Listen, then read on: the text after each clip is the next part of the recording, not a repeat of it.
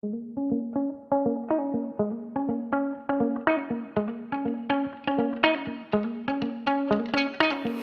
dark lines hanging over me, waiting till the light comes on. Late nights seeping up my energy, fighting till the break of dawn. Don't you see? My hand reaches out for the stars. Don't you see? You and I were made for this, and we were meant to dream.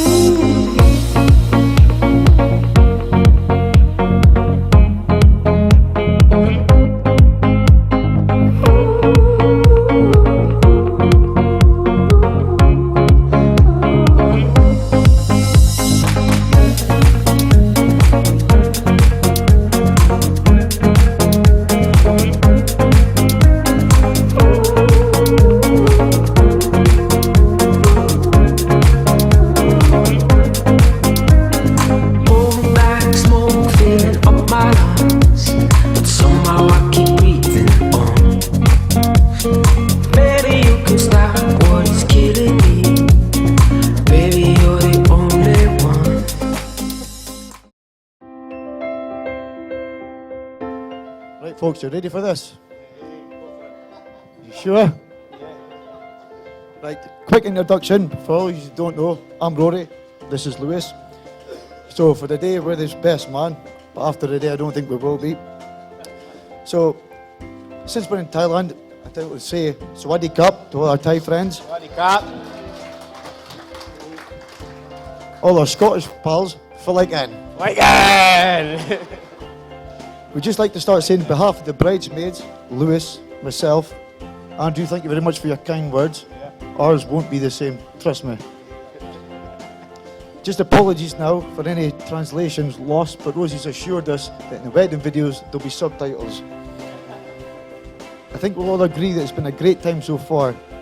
It's been great meeting all of Um's family. Yeah. They can't understand us and we can't understand them, so it's all. It's all good. All good. Is this I know they don't. Aye, it is. Thanks to everybody who's travelled so far today from Scotland and beyond, but it's amazing how far you'll come for a free buffet, is it? Crazy. Aye. Especially you, McCarthy. You. And Jake, actually. Rosie, the venue you've picked today has been beautiful. Everything you've done up to this has been amazing. So Aye, hats off to you superb, now. aye. So Round of applause, I think. I must admit though, I was half expecting fish, chips, coleslaw to be on the buffet, because that's all you ever eat anyway. Aye, followed by a Chinese and a chipper. Chinese chaser. I think you'll all agree that the bridesmaids all look lovely, but you steal the show. You look absolutely amazing, as you always do. Your dress was absolutely amazing today. Rosie, you're punching well above your weight, I'll tell you that. Our groomsmen, Mike and Matthew, you sharpened up the too bad as well, boys, I'll give you that, okay. But I must admit though, I was seeing the Rose family stood up there, getting their wedding photos today. And you had Michael, Matthew, Andrew and Billy all stood in a line. And I could only think and thought that it was like the evolution of hair loss. Honestly, what a great advertisement we would have been for a hair loss product company.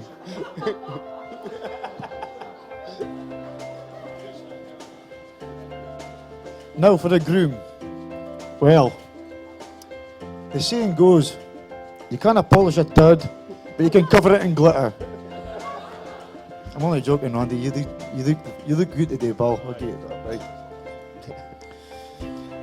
It has and it is an honour for us to be your best man. Brave and stupid it will be, yeah, that's for sure. But you've been a top bloke as usual and left us very little to do in regards to the best man duties. The only thing you've asked us to do was organise a stag, take the kilts over here, and not to get pissed too early before your first dance.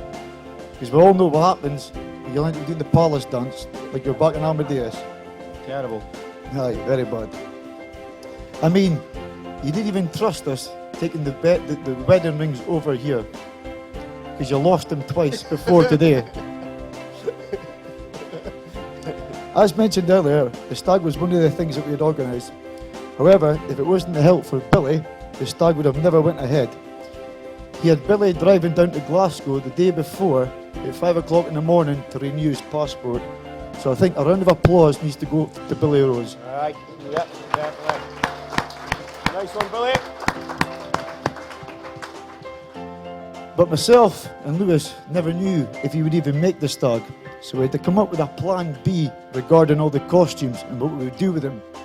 So we kept it in the Rose family and decided that Uncle Steve, you'd have been the air hostess. Cousin Kevin, you were the honey monster. Danny, since you were part of the family already for you, you would have been, you would have been the gimp. And Billy, we saved the best one for you. You would got the roly-poly stripper. Now, I'll hand you over to Lewis just now. How's it going, everybody? All right? Are they in a good time? Good stuff. I don't want to keep saying what Rory said, but really, honestly, it has been a great honour being asked to be one of your best men today. Really brilliant in the place, and it's been brilliant. It's been a brilliant time so far. I think Abdi will agree. So I'll tell you a little bit about how I met Andrew. I started working with Andrew back 13 odd years ago. I think I calculated it, at Ashvale Chipper on Great Western Road. I'd been working there for a couple of months, and my mate Greg got Andrew a start, and I was like, "Faz this boy coming rolling in a bit?" Thought first impressions, boy's brand new, nice honest guy, down to earth, genuine bloke. But my thoughts were soon proven wrong, as I was a waiter at the time, and Andrew was actually a table cleaner, and I was like, I'm sure that folk left a tip on the table. But Andrew had already cleared the tip and pocketed all the change. And I thought, surely nay. But as I got to know Andrew throughout the years, and actually got more pally with you, and then started kind of into tune with you, and I realised my thoughts and my suspicions were correct, because all you did was steal out of Billy's taxi tips. Just live off him. And I wasn't complaining, because we bought a couple of bottles of vodka throughout the years. In our teenage years off of them, that's for sure. For our one now. Yes, as we worked at Asheville, definitely became a lot more pally, and became really good friends. Rosie pretty much just stayed at mine every weekend, actually. He was either spewing or coming in at 3 o'clock in the morning, or just in fact, one time he became home comforted. He decided to invite half of the toon back to my house when my mum and dad were on holiday, but he knew where the key was hidden, so he decided not to tell me. I came in at 3 o'clock in the morning, and there was 30 folk in my garden, and Rosie's like, "Oh, I just thought I'd bring Abdi back, numpty." Over the years, not only have you become a good friend to me, Andrew, he's not even looking at me, look. Yeah, you're just nervous, are you? Yeah, you also became a really good friend to my family and that, so... in fact, I had to tell this story today, actually. I had to. I think it was New Year 2007. I don't know if you'll remember, but it was pissing down with snow. It was freezing cold. I was up in Ballater with my family, and Rosie decided to go into town with Flexi. I'm sure most Aberdeen division know Flexi. And one thing led to another. They both ended up going their own separate ways. And Rosie phoned Flexi and was like, "Hi, where are you?" And he was like, "Look, sorry, I've ended up, I'm away at this party. I'm not invited, but I don't think it's wise that you come, because I'm just tagging along." So Rosie was like, "I'll go out to Ballater then," which is 45, 50 miles probably, out the road, to surprise Louis and his family. But bearing in mind, this is 1 o'clock in the morning. Typical Rosie, no battery on his phone. Flags down a taxi, Ballater, made the guy's New Year. He's like, "Aye, no bother. Gets out. Arrives in Ballater at 2 o'clock in the morning. 6 inches of snow. I don't know what you were expecting, but there was nobody there. No phone in his battery. So the only thing he could do was spend the night in the phone box. This is a true story. So he's sitting there and he's like, oh, what an absolute numpty. So he thought, I'll sit in the phone box until the shop opens. But then luckily to him, the P&J delivery man, that's the local newspaper, that I'm sure the Thais wouldn't understand that either. So he managed to hitch a ride back to Aberdeen with him, but via all the little villages and all that. So what a way to spend his first of January. But that was the funny thing of the story. It was when he'd phoned Flexi the next day, he was like, oh, what a nightmare I had. I was spent the night in the bloody phone box, it was freezing, snowing, and I had...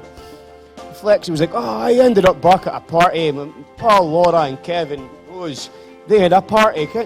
He's like, that's my cousin and my auntie and uncle, and I had a party. So he spent the whole night in Ballater, in the snow, in a phone box, for nothing. What an absolute trumpet. That is a true story. So the up belter. Right, over to you again, Rory. Right. My story was, I was delighted at first when Andrew decided that we could all wear kilts today. But I thought, not such a good idea for yourself, Mr. Rose, because you've been prone to a few toilet issues. Now, I don't know if some of you are aware, but Andrew's prone to an old short or two. But going by our tradition in Scotland, we don't wear underwear underneath our kilts. But I hope for your sake and sake tonight you've got your nappy on. I mean, yesterday when we were playing golf, I had a flashback at the time we were playing golf in Merker on the 10th hole. Rosie's IBS kicked in. He darted, he actually shorted off to the nearest bush. Having no toilet roll or anything on him, he used the second thing he comes through, his boxers, to wipe his bottom. You may find this disgusting, but he's actually done this a number of times. He's done it once in Phuket, where it actually fell out his shorts and onto the bar.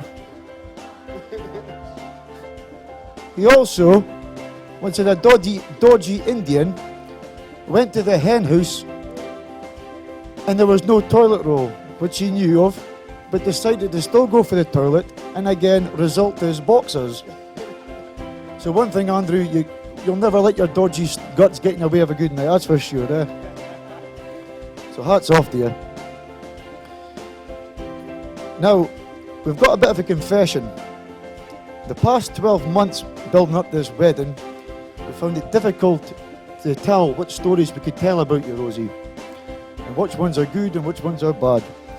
So what we decided to do, we would share this opportunity with everyone, is to write you a book. So, we've done one better. The life story of Andrew Rose.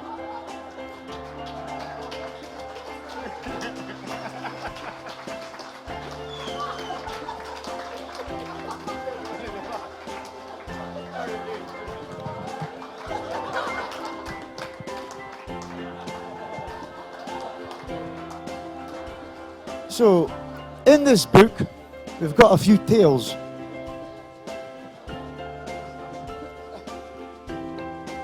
There's a twist or two mentioned, which I'll pass on to Lewis now, and he'll read one of a few.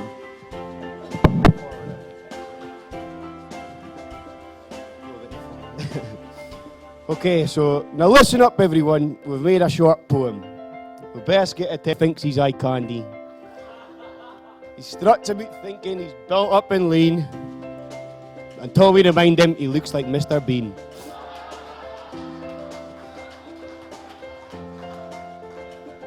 Centre of attention at parties, he loves the sound of his own voice. But now it's our turn to tell the stories of which you have no choice.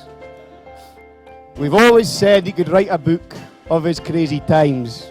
Well, this book's got some belters and every story rhymes. We'll start at the beginning, January the 16th, 1989. Wendy gave health to Wendy gave birth to a healthy baby boy, and both were doing fine. But when they got home from hospital, they realised what a farce. From that day on, young baby Andrew became a right pain in the arse. He grew up a living brother to the second eldest of all four. A house full of fun and laughter, you couldn't ask for more. Andrew's now touching 30 though, and you know what's really sad? Here we all are on his wedding day, and he still stays with his mum and dad.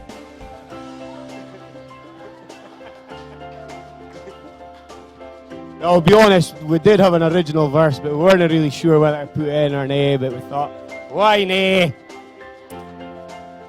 He grew up a loving brother to Chris, Matthew and Mike, but as he grew a bit older, they soon realised what he was like. A right pervy bastard, that was Mike's exact words. He keeps coming in my room when I'm shagging Tinder birds.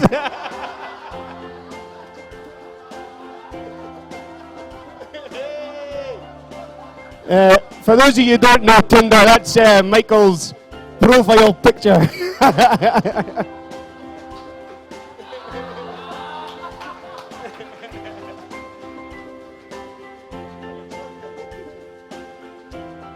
So growing up a teenager from Bridge of Dawn, that's why we became all good friends. Smoking tabbies and drinking beer became all the trends. Brown Lacoste boots was Rosie's thing, thinking he was that. But 3 sizes too big for him, he looked a total twat. 3rd year in academy was when Andrew was in his prime. Most people were studying for exams, but he would rather have a good time. Caught masturbating in class one day, the teacher did not find this funny. She got on the phone to Grampian Police to take him home to his mummy.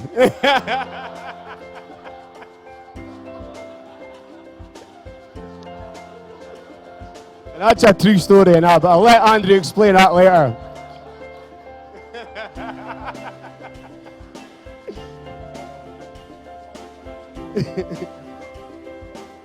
Fourth year in academy, he thought he was a full-grown man. He would try his hardest to drink in bars, but most ended up giving him a ban. Driving about in Liam's mum's car, lucky they never got caught. I'm sure if Billy and Wendy ever found out, the pair would end up shot.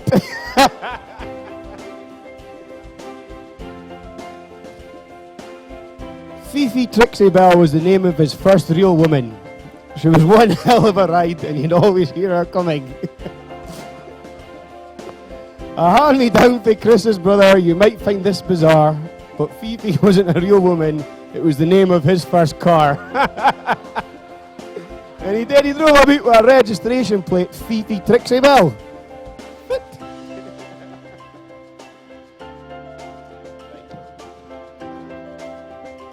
A bit older now, hitting the town.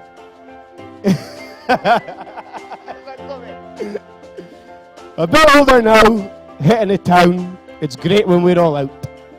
Getting home's no a problem. I'll just give my dad a shout.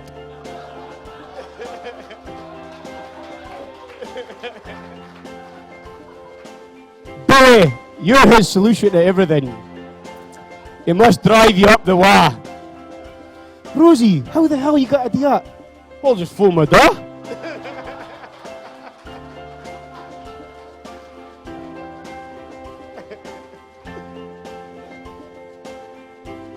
Now, he's probably told most of you he worked as a chef. But once you've tasted his cooking, you'll think, what the F? In actual fact, he once worked as a fryer. His chips were nae bad, but the rest was bloody dire. Aye, Chef Bean in the corner here. His next career move was into hydraulic hose inspection. He talks a good job like he's Mr. Perfection. We all know the truth though, you do next to nothing. Always feet up sleeping, or his face is always stuffing. Hydrosun lifer, how you've not yet had the sack. He even got flown home from hospital once, thought he was having a heart attack. You better get a chopper before I go into cardiac arrest. But on closer inspection, he'd pulled a muscle in his chest. Aye, and that's when he got medevaced for offshore back to the hospital.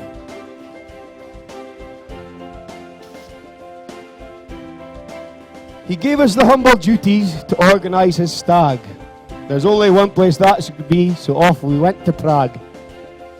EasyJet from Edinburgh, our stag was such a mess. Red high heels and fake tan. He made a great air hostess.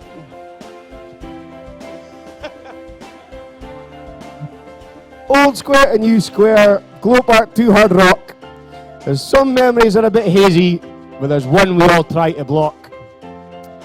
That image of poor Andy screaming, what an absolute disgrace. That huge old fat woman sitting on your face.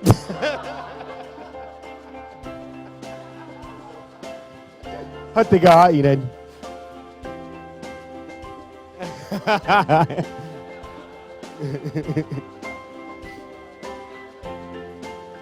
He set off on his travels back in 2009. First stop was Phuket and Christ for a time. From there to Pattaya, to one step beyond. For this was to be his new home as he grew half a fond.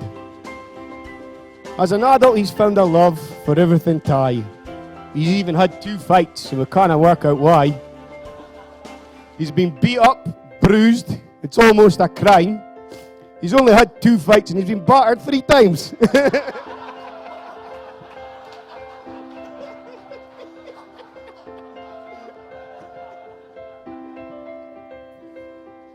Here in Thailand is where he met his future wife-to-be. Whenever she's around him, he's beaming with glee. Just brace yourself, is our only advice to you, and take notes of his stories for Rosie's book part 2. So we'll finish this poem with a toast. A toast to the couple today who matter the most. Now brace yourself, folks, this will bring a tear to your eye. It's to the 2 best men, Rory and I.